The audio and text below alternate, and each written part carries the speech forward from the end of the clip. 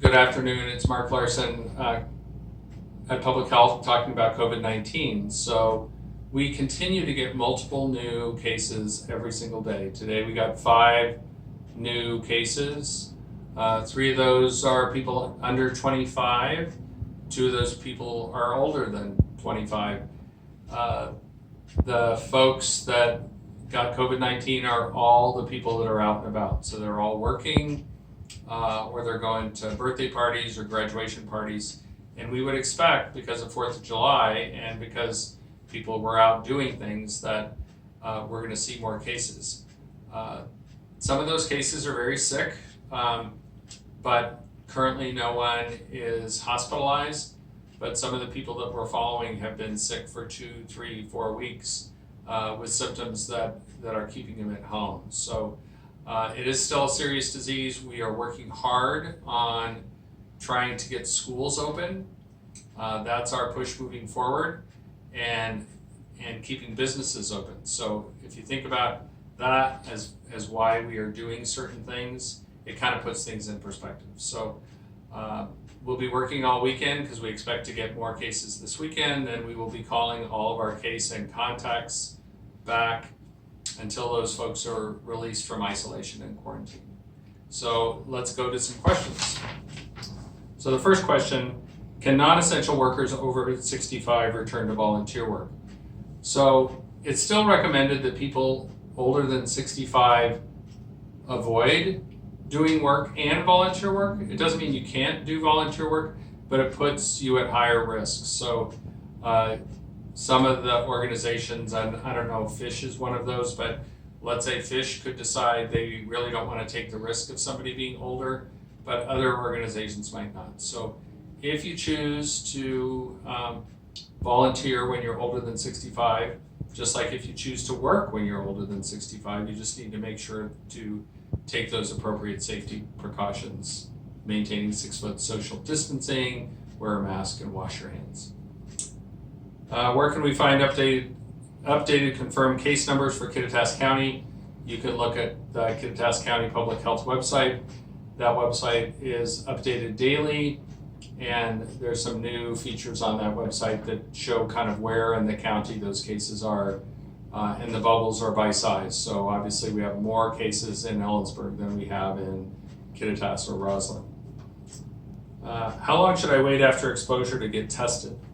So the longer you wait after an exposure, the more likely you're gonna get a valid positive or negative test result. So the current recommendation is between 5 and 7 days.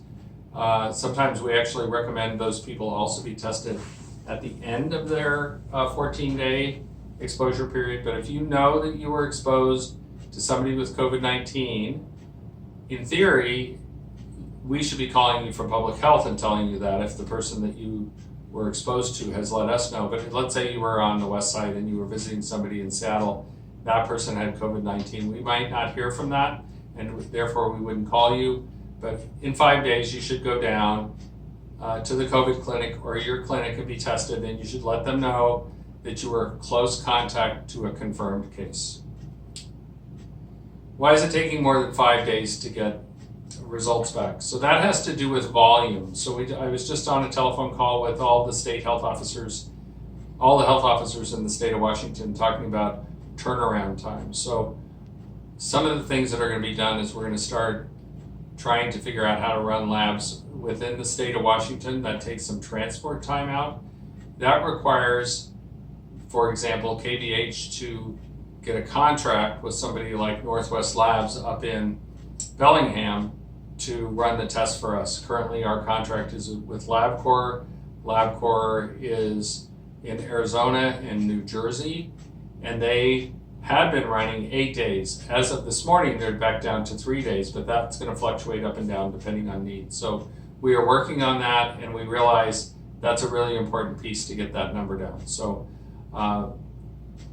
according to our state health officer, Kathy Lofi, she's going to be sending out an email with the list of the labs in the state of Washington and their current turnaround time, and she is encouraging us to work with our providers to get labs sent to those laboratories. what's expected from a customer when dining in a restaurant and tavern during phase 2 and 3.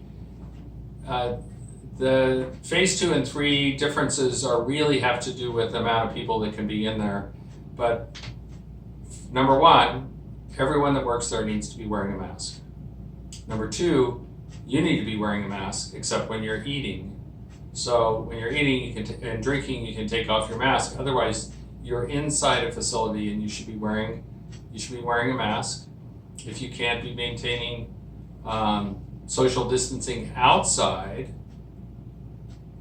that's greater than 6 feet, you need to be wearing a mask outside as well. But so you need to be wearing a mask when you're inside. The people working there need to be wearing a mask, and your tables should be farther apart from other tables. The phase 3 also allows bigger tables. Essentially, it's an opportunity for the restaurants to have more people in their facilities.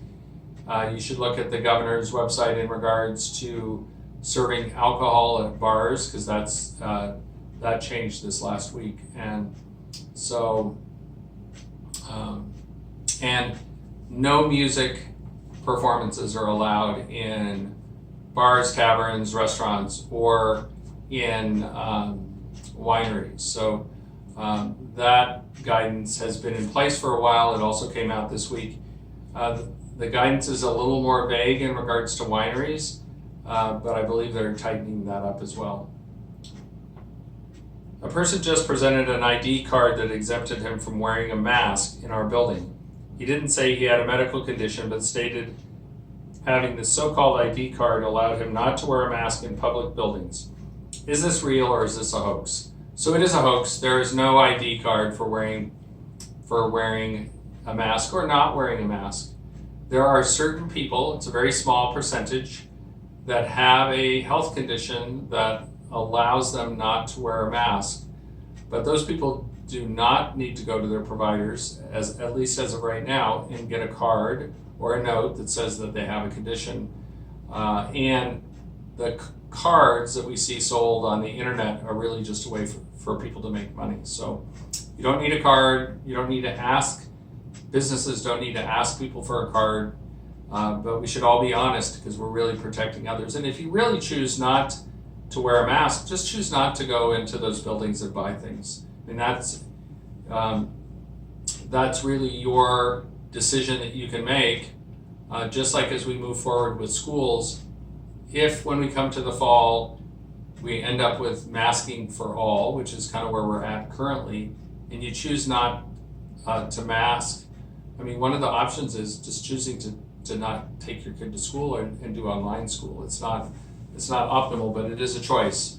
So in regards to masking, as you know, this last week, masking became mandatory for businesses.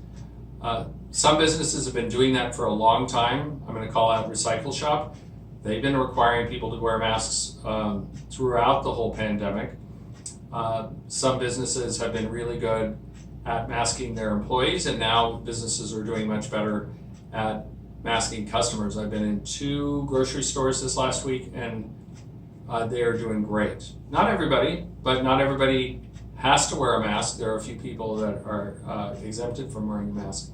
But if a business, such as a coffee business like D&M, chooses to require people coming through a drive-through to wear masks, that is within their right as a business.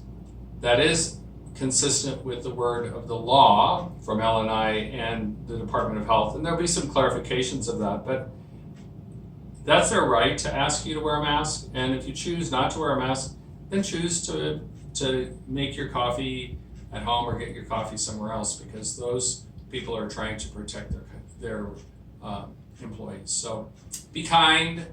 There are events happening this weekend. There's a big horse event happening at the fairgrounds. They are keeping it under 50. I did talk to them this morning and talk to the event center manager. So if you see a bunch of horse trailers up at the fairgrounds, that's because there's a horse clinic up there. They have 47 participants in that horse clinic and no observers, so nobody in the stands. So just because we can do things doesn't mean we should do things. So stay home, stay safe, let's keep our businesses in business by wearing a mask when we go in there, and let's move forward to having school start in the fall. Have a good weekend. Take care. Thanks. Bye.